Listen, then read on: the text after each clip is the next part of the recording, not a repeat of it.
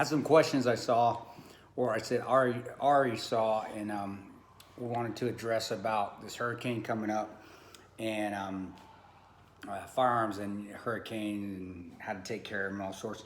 Hey, luckily for y'all, I am a licensed flood insurance adjuster. I've been working hurricanes for many, many years. If you watch the movie 13 Hours, where Bob makes fun of me for, hey, you quit being a jackass, you're going to go back home and be happy being an insurance adjuster. That actually happened because I am an insurance adjuster. For all you veterans out there, actually, it's a good line of work too. Being an independent flood insurance adjuster for FEMA, good pay, great guys to work around, and you're really independent. You're working on your own. But that's a whole nother topic. If you guys ever want to ask about the insurance industry, at least on the adjusting side of the house, I can tell you. But anyway, on the flood stuff, and which is what you're going to fall under with hurricanes, is most likely you may have some wind damage and so forth. That falls under your homeowners. Florida itself does have its own Florida wind insurance. For those that live in Florida, you know that. And that is a completely separate insurance all above and beyond your homeowners. And then you also have flood insurance, which is run by National Flood Insurance Program and that underwritten by the government, FEMA, of course. First of all, let's talk about coverage before we just even get to talk about damage and what salt water can do to your weapons. Homeowners insurance, you won't have any coverage because if you get damaged and it's due to the rising water or any standing water due to heavy rainfall, due to the storm surge, wave action stuff coming into your house, homeowners insurance does not cover flood. So you will not have coverage, period, done. So you don't have flood insurance and your firearms are damaged via a flood, via rainwater, accumulation of it, storm surge, or it's due to even any backup so you have backup flood water coming up through your drains, it is going to be determined by an insurance adjuster, and I guarantee you, because I am one, homeowners will determine it to be due to flood. Even though you say, well, this is sewer backup, I have a sewer backup coverage under my homeowners, they're going to say, whoa, there's an exclusion here. It says if that sewer backup is caused by flood, then you don't have coverage. They are correct, and you won't win that battle. Never. I've never seen it won.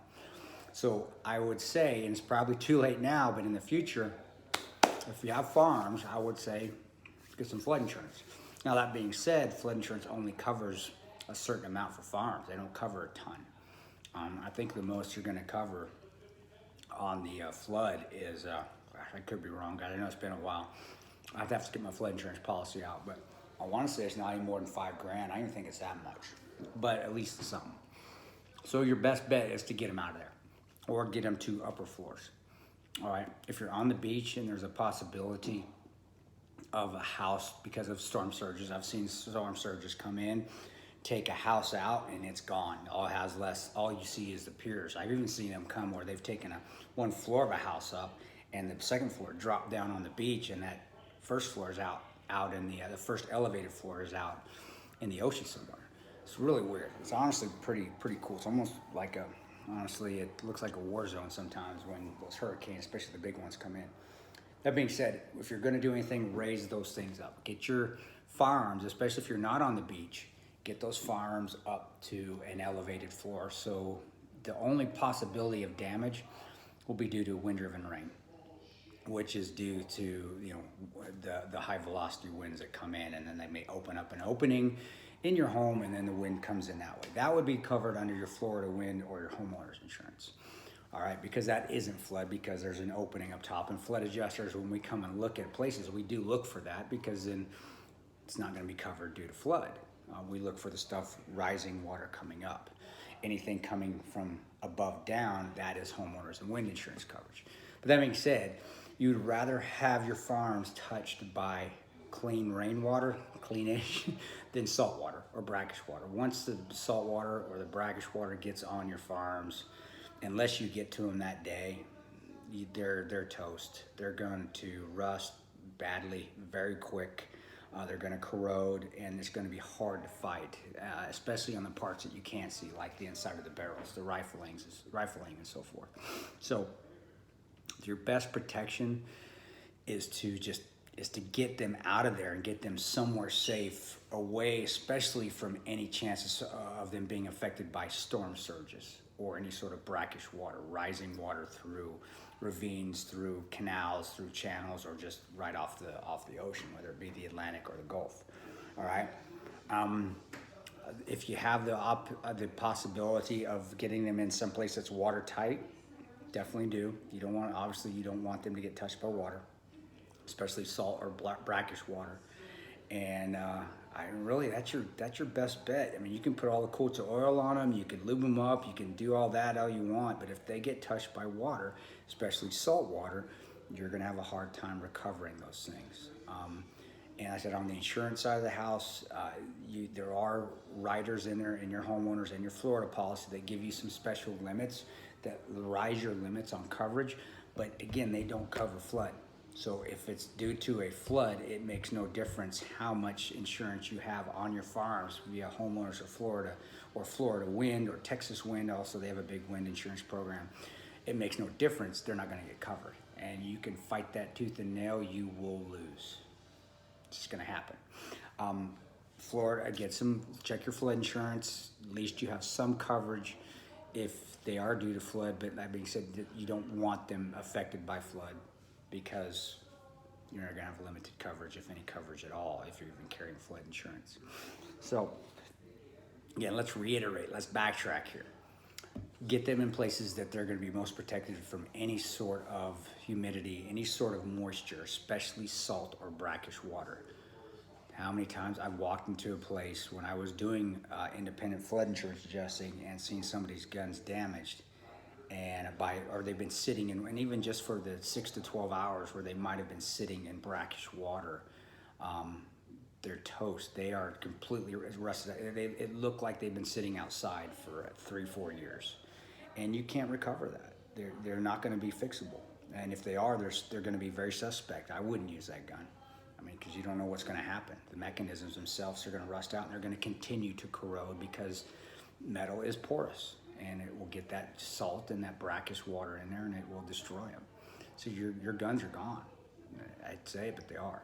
So get them in a place that most likely they will not be affected by any flood at all or any water. If you have, again, airtight containers, watertight containers, put them in there. But then get them to a place where they can't float out of your home.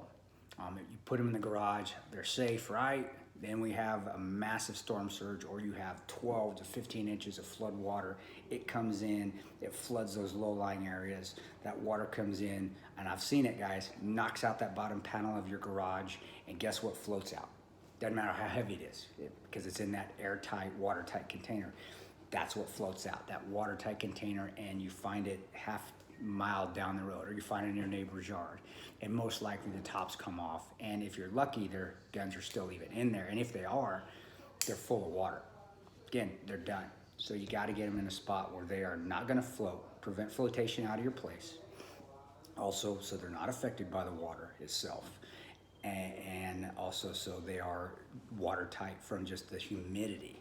And those of you guys that live in Florida, you understand that. You understand the humidity.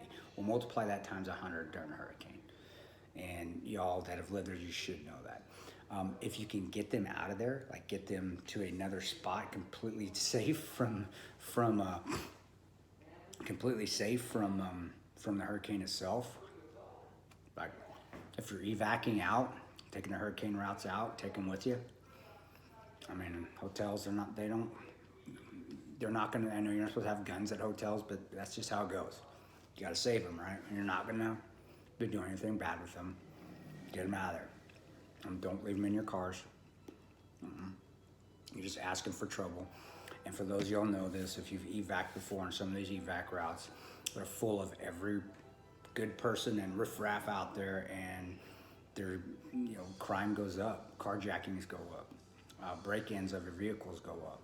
And that's as an insurance adjuster, I know that, just because of claims that came in and claims that had to be denied because of theft and all that, because we were flood. We didn't handle the vandalism and the theft and all that. That was something else.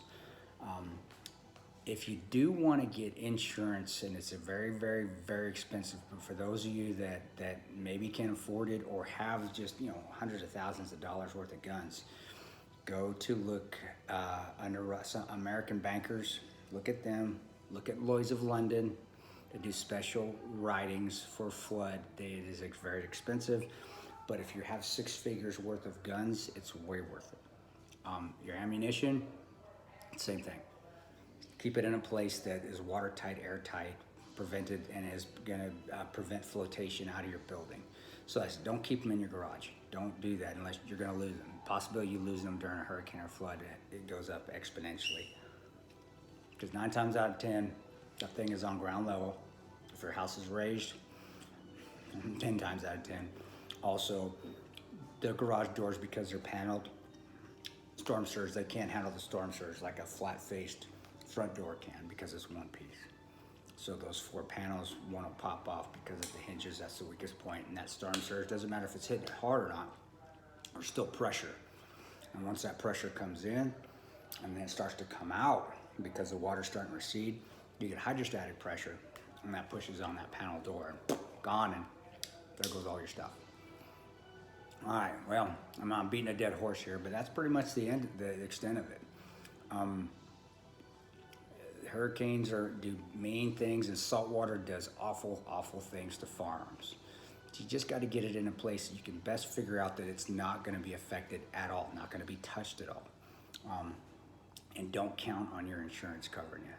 Whether you have flood or not, you will not be made whole by any form of insurance unless you're paying for Lloyd's of London insurance, an additional insurance. I think American Bankers or Florida Bankers actually writes that, but double check or just even search Lloyd's of London. But it does cost a lot of money. The premiums are way up there. But again, if you have 6 figures worth of guns, it's probably worth it. But hey, that's what we pay for, right? If we pay for insurance, but that's also, hey, you're in Florida. Good with the bad, just how it goes. All right, guys. I wish I could think of something else that I dealt with, especially being an insurance adjuster with firearms. All I really remember is that we could never really make people whole. When they lost their farms, those farms were gone. And I remember seeing farms where half of a farm would be sitting, half of a rifle. A really beautiful shotgun. Actually, this was in New Jersey. This is when a flood hit New Jersey. And I remember it was sitting, and this was not by the ocean, it was an inland house, so a lot of inland rain came in. A lot, I don't want to say it was like 12 to 16 inches in the span of like an hour. Flooded this whole inland neighborhood, wasn't even close to the coast. But it was due to flood. And they did have, I think, one canal in the back that rose up. So there was some brackish water, it was salt. There was some salt in there, brackish is fresh salt water. So yeah, all this rain, canal rose up, but the canal was inland, it was running in from the Atlantic, so we had some brackish water in there. And I remember the flood waters obviously had dissipated because I was able to get on the property. And I could tell where that rifle had been sitting in the water because there was rust, an obvious hardcore rust line, like that thing had been sitting out in the open for years. And then you could tell right when the water receded because right above it was clean.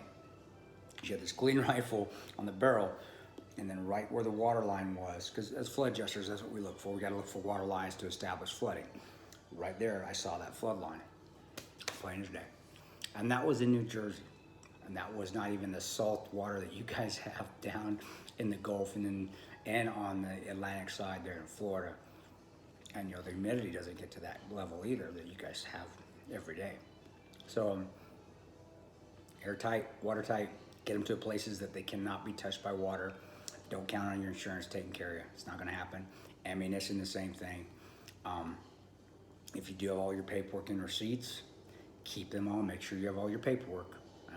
Because if you do lose something, the insurance might not have it. It's just good to keep all that paperwork. So if you are trying to claim something, the insurance people are going to ask you for that. They're going to ask you for your purchase price, your purchase receipt, your purchase paperwork, your FFL paperwork. Thank you. There you go. Make sure you got all that in a safe place as well.